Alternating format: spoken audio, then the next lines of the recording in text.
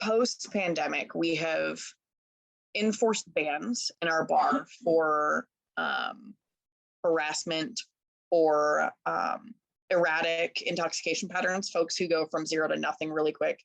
And that could be like a medication issue. It could be all sorts of things. Right. But we've actually done more banning of customers or firing of customers in the last year than in the entire 5 years I had worked there prior.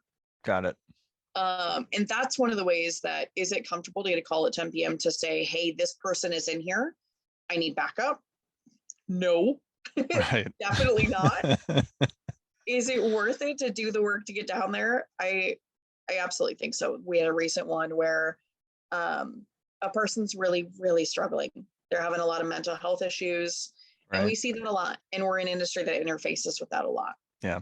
So we keep behind our bar, we have some cards for local therapists. We have cards for a 24-hour crisis line. We have cards for local cabs, and just resources to give these folks. And so this person who'd been causing a problem, my staff member said, hey, tag in, I need help. This person's here, I'm not comfortable handling it. I hopped down to the bar, had a genuine conversation with them, talked about some resources, and said, hey, let's talk again in 2023. And that guest, who really was just kind of struggling with life, the discourse we had, the conversation we had, one, they felt so much more respected. Yeah, than the usual. Yeah, I talked to them in person. We didn't ask, get the hell out of here, right? That's not where we went with it. We started small. We tried not to escalate, and we do provide de-escalation training for staff as well. Nice. But we're seeing the more work we put in to make everything just more humane, the better the environment gets. And there's going to be folks who are struggling. That's just the way it goes. Yeah. It's an alcohol industry, but we also have options where we do kind of like a soft ban. Hey, we love having you in our space, but it needs to be when you're sober. Here's our no to low ABV drinks.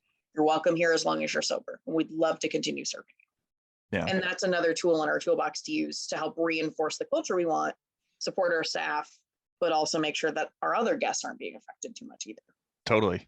How does it go teaching those skills to the staff to know like when to offer the soft ban, when it like that's hard for people, especially young people who have never really like had that kind of you know conflict before.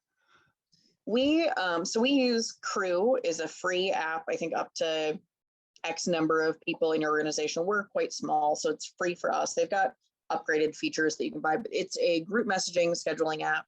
And we constantly have a couple of different discourse channels going on, and everyone and off topic for fun chatter. But we have a thread in there that's really discussing, hey, I've had this interaction with this person. So we start a group conversation. Has anyone else had an interaction with this person that wasn't so great? And that's not to say that we don't believe someone on one interaction. Right. That's not at all. But I've noticed that bartenders are not usually willing to be the person who brings up the interaction that was problematic. But when especially as management, you kind of tease these details out, or you see the things, or you hear it in passing. Right. Teasing that out. The most recent person who's taking a break from London, one person had a bad interaction, and all of a sudden the rest of the staff, oh yeah, so did I. So we have those conversations as a staff, either on the app or we pull it into a weekly staff meeting. Yeah. So we never go more than 7 days between talking face to face. So this most recent time we had a conversation where we actually implemented that 3-tier ban system. Okay. Where we're like, hey, okay, here's what this person did. Here's why it's a problem. Here's why it jeopardizes our liquor license if they continue to behave this way, this, that, and the other. In this case, this person made one of my staff members cry just by being rude. And I won't tolerate that. And staff were very unwilling to, I don't know. I mean, I guess they could still be in here. And part of that also comes in reading your staff. This person belittled my staff member to the point where they cried, but that staff member still didn't feel comfortable sticking up for themselves. So that's my turn as manager to step in and say, no, we don't actually tolerate that. That means they're staying away for 6 or 12 months or whatever it takes. Yeah. So yeah, it's definitely very, very tough. And that's also where myself and the owner are on call. If someone comes in that we've identified as an issue, if they come in, it is my responsibility to come down and handle it. My Right. staff are empowered to deal with it. And I would say the vast majority of them are more comfortable handling it on their own.